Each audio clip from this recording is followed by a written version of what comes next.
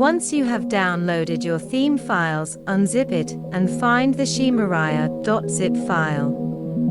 Then, make sure you have both plugins installed, Elementor and Elementor Pro. If you don't have, you will need a new subscription.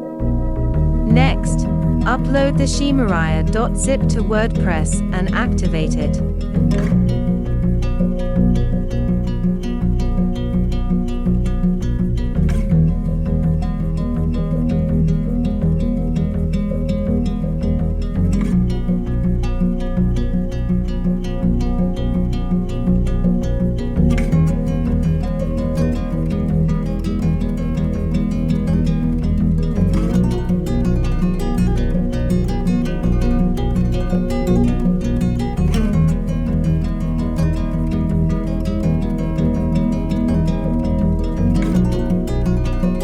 Install the required plugins that appear on the screen.